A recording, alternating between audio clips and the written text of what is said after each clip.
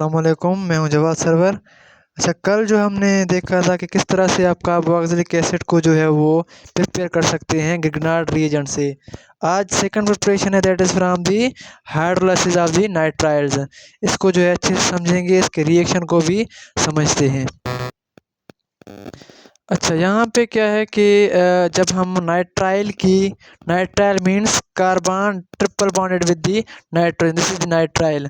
जब भी आप कंप्लीट जो है वो आप इसके हाइड्रोलाइसिस करवाएं, याद रखें कि जो नाइट्राइल से हमें कार्बोक्सिलिक मिलेगा वो कंप्लीट हाइड्रोलाइसिस से मिलेगा। अच्छा, इसकी इनकम्प्लीट हाइड्रोलाइसिस भी है, उसमें आपको जो है वो कार्बोक्सिलिक एसिड नहीं मिलने वाला, उसमें कोई और जो है वो मॉलिक्यूल आपको मिलेगा। अच्छा, ये रिएक्शन कैसे होगा, देखें। हाइड्रोलाइसिस मीन्स आप पानी के प्रेजेंस में, वाटर के प्रेजेंस में किसी चीज़ को जो है वो आप तोड़ रहे हैं। तो ठीक है, ये एक वाटर मॉलिक्यूल है और ये जो हाइड्रोलाइसिस करवा रहे हैं ये कौन से मीडियम में हो रहा है, एसिडिक मीडियम में। ठीक है, ये हाइड्रोलाइसिस करवा रहे हैं पर कौन से मीडियम में, एसिडिक मीडियम में। और एसिड से आपको पता है क्या मिलने वाला है, एक प्रोटॉन या हाइड्रोजन। अब कंप्लीट हाइड्रोलाइसिस में क्या होगा कि यहाँ से हम तीनों ट्रिपल बॉन्ड को जो है वो तोड़ देंगे।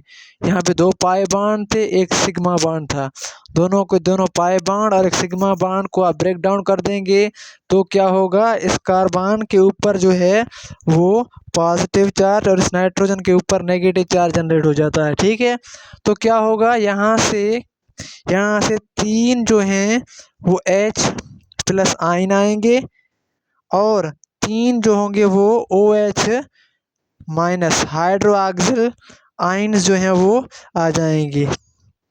अब क्या होगा कि ये जो तीनों हाइड्रोजन हैं इस नाइट्रोजन से मिलके NH3 बनाएंगे और NH3 गैसेस फॉर्म में जो है वो यहाँ से एस्केप आउट हो जाता है और यहाँ से 3 OH जो है वो हाइड्रोक्सिल आइन है। तो क्या होगा, यहाँ से इस तरह से जो है वो एक वाटर का मॉलिक्यूल यहाँ से क्या बनेगा, यहाँ से एक H2O जो होगा वो रिमूव हो जाएगा। बाकी जो है देखें 2 ऑक्सीजन एक हाइड्रोजन बचा, यहाँ से क्या कार्बन है, ये नाइट्रोजन निकल गया यहाँ से, तो यहाँ पे जो है OH और O अटैच हो जाएगा इस कार्बन के साथ। इस तरह से हमारे पास एक R और ये कार्बन, इसके साथ एक जो है वो ऑक्सीजन और यहाँ पे एक OH अटैच हो जाएगा। तो इस तरह से हमें क्या मिलेगा, एक कार्बोक्सिलिक एसिड मिलेगा बाय द कंप्लीट। ये याद रखना है आपने कि कंप्लीट हाइड्रोलाइसिस है, मुकम्मल तौर पे जो ये टूट जाएगा ये मॉलिक्यूल पानी के प्रेजेंस में। कंप्लीट हाइड्रोलाइसिस से क्या मिलेगा आपको, कार्बोक्सिलिक एसिड और कौन सा गैस, अमोनिया गैस, जो कि वो लिबरेट हो जाता है। अब इसी रिएक्शन में जो है वो इनकम्प्लीट हाइड्रोलाइसिस भी है। इसमें क्या है, सेकंड में इनकम्प्लीट हाइड्रोलाइसिस। याद रखें, जब भी आप इनकम्प्लीट हाइड्रोलाइसिस करवाते हैं कार्बोक्सिलिक जो है वो नाइट्राइल की जब भी आप इनकम्प्लीट हाइड्रोलाइसिस करवाते हैं तो वहाँ पे आपको कार्बोक्सिलिक एसिड नहीं मिलता, वहाँ पे आपको क्या मिलेगा, अमाइड मिलेगा। वहाँ पे क्या मिलेगा, अमाइड। ठीक है, यहाँ पे आपको अमाइड मॉलिक्यूल मिलेगा। कंप्लीट हाइड्रोलाइसिस से कार्बोक्सिलिक एसिड, इनकम्प्लीट हाइड्रोलाइसिस से अमाइड मिलता है। अब इनकम्प्लीट हाइड्रोलाइसिस जो है वो किस तरह से होगा उसको देखते हैं हम। अच्छा, इनकम्प्लीट हाइड्रोलाइसिस में क्या होगा, वहाँ पे क्या था, कंप्लीट में तीनों के तीनों बांड टूट रहे थे, यहाँ पे 3 बांड नहीं टूटेंगे। यहाँ पे क्या होगा, जस्ट ये जो दो पाई बांड्स हैं ये टूट जाएंगे। आपको पता है कि ट्रिपल बांड में जब भी ट्रिपल कोवलेंट बांड होगा तो उसमें ये 2 होंगे, वो क्या होंगे, पाए, और एक क्या होगा, सिग्मा बांड।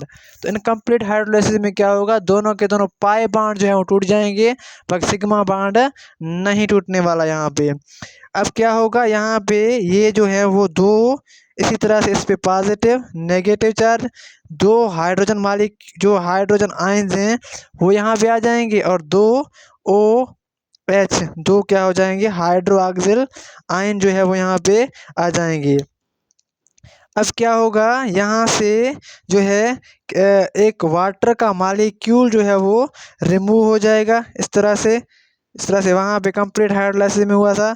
यहाँ से जो है वो एक H2O का मॉलिक्यूल जो है वो रिलीज हो जाएगा। बाकी क्या होगा, ये दो हाइड्रोजन इसके साथ अटैच हो जाएंगे, ये R सेम, ये जो है वो O कार्बन इसके साथ ये जो है ऑक्सीजन डबल बॉन्ड बनाएगा यहाँ पे। और ये जो नाइट्रोजन है इसके साथ दो जो हैं वो क्या जुड़ जाएंगे, जो है वो हाइड्रोजन। अब इस ग्रुप का नाम है अमाइड। ये कौन सा मॉलिक्यूल है आपका, अमाइड, ठीक है ना। अब आपने याद इस तरह से करना है कि भाई जब भी कंप्लीट हाइड्रोलाइसिस करवाएंगे आप नाइट्राइल का तो आपको कार्बोक्सिलिक एसिड मिलेगा। अब जब आप इनकम्प्लीट हाइड्रोलाइसिस करवाते हैं तो आपको कौन सा मॉलिक्यूल मिलेगा, अमाइड मिलेगा, ना कि आपको जो है वो कार्बोक्सिलिक एसिड है। इनकम्प्लीट कहें यहाँ आप इसे जो है वो पार्शियल हाइड्रोलाइसिस भी कह सकते हैं, आप इसे पार्शियल हाइड्रोलाइसिस भी कह सकते हैं, पार्शियल हाइड्रोलाइसिस भी आप इसे कह सकते हैं।